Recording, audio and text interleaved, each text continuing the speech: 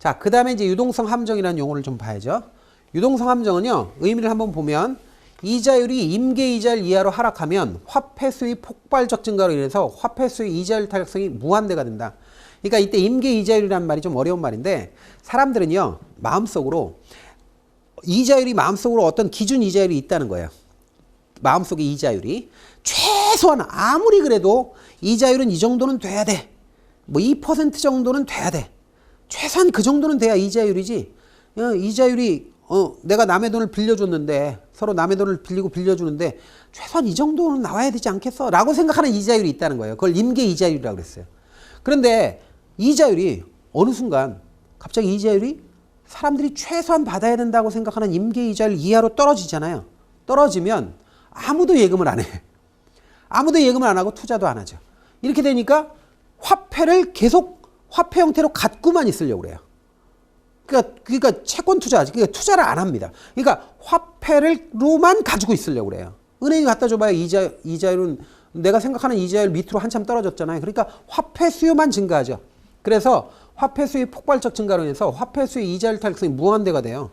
어느 정도 이자율 수준 이하로 이자율이 떨어져 임계 이자율 수준으로 떨어지면 화폐 수요의 이자율 탄력성이 무한대가 되는 거예요.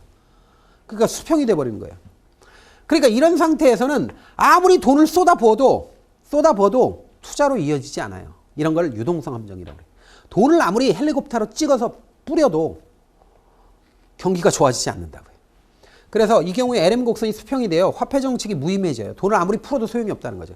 돈을 아무리 풀어도 그 돈은 계속해서 투자로 이어지지 않고 그냥 집에만 재놓는다는 거죠.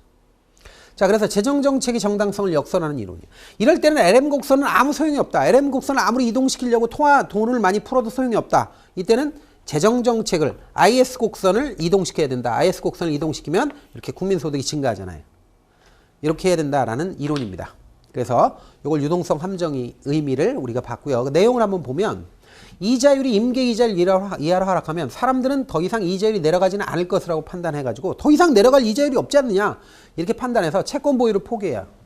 남한테 돈을 안 빌려준다는 얘기죠. 투자를 안 한다. 그래서 모두 화폐로 보유하려고 그래요. 화폐로만 가지고 있으려고 그래요. 하게 되니까 화폐 수요가 폭발적으로 증가한다는 얘기가 그거예요. 그래서 경제가 이런 상태에 있는 경우에 유동성 함정이라고 보통 얘기합니다. 이게 돈을 아무리 풀어도 경기 부양 효과가 안 나타나는 거예요.